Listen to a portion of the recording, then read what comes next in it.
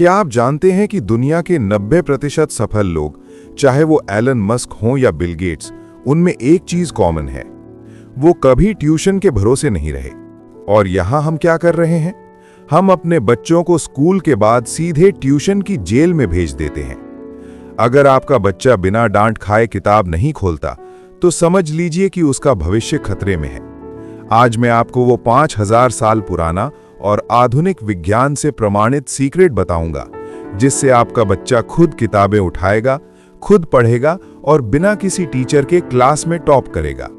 ये वीडियो सिर्फ जानकारी नहीं, आपके बच्चे के लिए एक लाइफ चेंजिंग टर्निंग पॉइंट है।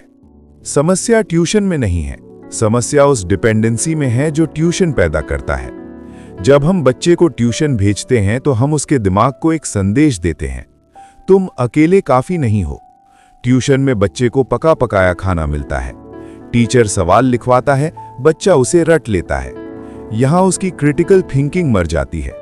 वो रट्टू तोता तो बन जाता है, लेकिन जब असल जिंदगी की मुश्किलें या कॉम्प्लेक्स कॉम्पिटिटिव एग्जाम्स आते हैं तो उसका दिमाग काम करना बंद कर देता है। हम उन्हें याद करना सिखा रहे हैं, सोचना नहीं। यही वो सबसे बड़ी वजह है कि भारत में डिग्री धारक तो लाखों हैं, लेकिन स्किल्ड लोग बहुत कम। हमें इस चेन को तोड़ना होगा। चलिए अब समाधान की गहराइयों में उतरते हैं।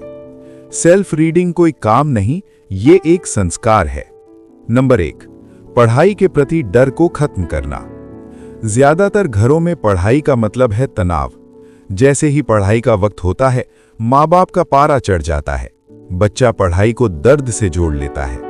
इंसानी दिमाग का नियम है, वो दर्द से भागता है और खुशी की ओर जाता है। अगर आप चाहते हैं कि बच्चा खुद पढ़े, तो पढ़ाई को प्लेजर से जोड़ना होगा।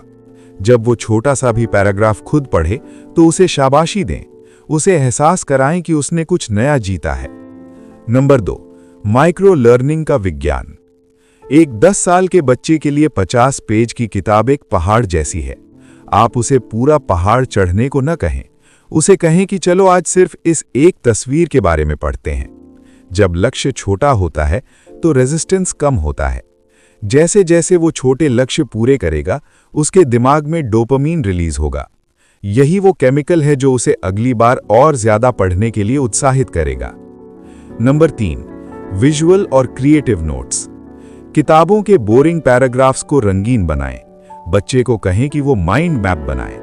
अगर वो सौर मंडल के बारे में पढ़ रहा है, तो उसे सिर्फ लिखने को न कहें, उसे कहें कि वो एक छोटा सा नक्शा बनाए जहां सूरज बीच में हो। जब हाथ और दिमाग साथ चलते हैं तो रिटेंशन 400% तक बढ़ जाता है। माहौल में वो शक्ति होती है जो पत्थरों को भी तराश देती है। अगर आपके घर में हर वक्त टीवी चलता है या आप फोन पर व्यस्त रहते हैं, तो बच्चा कभी नहीं पढ़ेगा। Number 1, the magic of reading corner. घर के किसी कोने को खास बनाइए। वहां एक छोटा सा आरामदायक सोफा या कुर्सी हो, अच्छी रोशनी हो और पहुंच में कुछ मजेदार किताबें हों। ये कोना बच्चे के लिए एक सेफ स्पेस होना चाहिए, जहां उसे कोई टोके नहीं। नंबर 2, 20-30 मिनट का फैमिली रीडिंग टाइम। ये सबसे पावरफुल टिप है। रात के खाने के बाद घर के सभी सदस्य, मम्मी पापा दादा दादी, सब अपना फोन दूर रखें और सिर्फ 20 मिनट के लिए कुछ भी पढ़ें।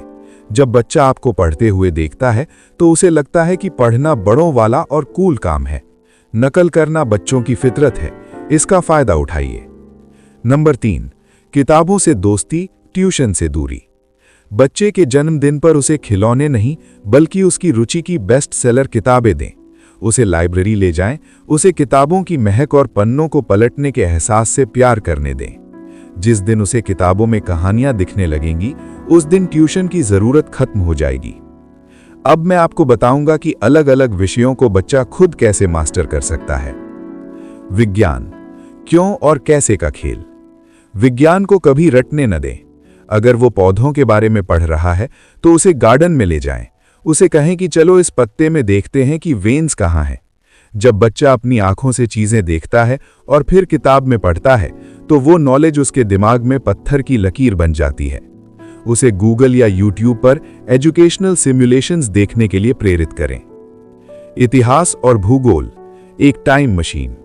इतिहास बोरिंग तारीखें नहीं, बल्कि राजाओं और क्रांतियों की रोमांचक कहानियां हैं। उसे कहानियां सुनाएं, उसे कहें कि वो खुद को उस समय का एक सैनिक या नागरिक सोचे। मैप्स को दीवारों पर चिपका दें। जब वो नाश्ता करे तो उसकी नज़र दुनिया के नक्शे पर होनी चाहिए। भाषा और साहित्य, अभिव्यक्ति की शक्ति। उसे जोर जोर से पढ़ने को कहें, लाउड रीडिंग। इससे उसका आत्मविश्वास बढ़ता है और उच्चारण सही होता है। उसे अपनी छोटी सी डायरी लिखने की आदत डालें। डेली जर्नलिंग बच्चे की सोचने की शक्ति को अद्भुत बना देती है। आज के डिजिटल युग में हम इंटरनेट को दुश्मन नहीं बना सकते, हमें उसे एक हथियार बनाना होगा। नंबर 1, करंट अफेयर्स से लिंक करें। अगर बच्चा स्पेस के बारे में पढ़ रहा है तो उसे इसरो के नए मिशन की खबर दिखाएं। उसे बताएं कि आज उसने जो पढ़ा वो असली दुनिया में कहां इस्तेमाल हो रहा है। नंबर 2, गूगल का सही इस्तेमाल। उसे सिखाएं कि सवाल कैसे पूछते हैं। उसे इंक्वायरी बेस्ड लर्निंग की तरफ ले जाएं। जब वो खुद सर्च करके जवाब ढूंढेगा तो वो कभी नहीं भूलेगा। Number 3, teaching method. सबसे बड़ा सीक्रेट, बच्चे को कहें कि वो आपको पढ़ाए। जब कोई सिखाता है तो वो उसे 90% तक याद रख पाता है।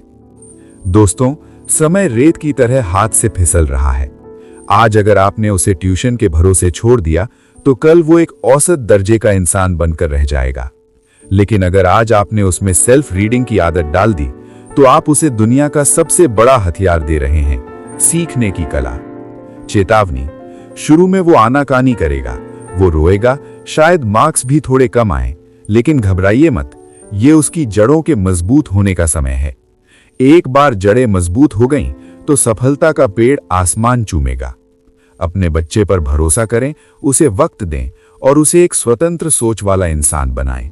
अगर आपको यह मिशन सही लगा तो इस वीडियो को हर उस माता पिता तक पहुंचाएं जो अपने बच्चे के लिए परेशान हैं। सब्सक्राइब करें ताकि हम मिलकर एक जागरूक समाज बना सकें। आपका एक कदम आपके बच्चे का उज्जवल भविष्य। धन्यवाद।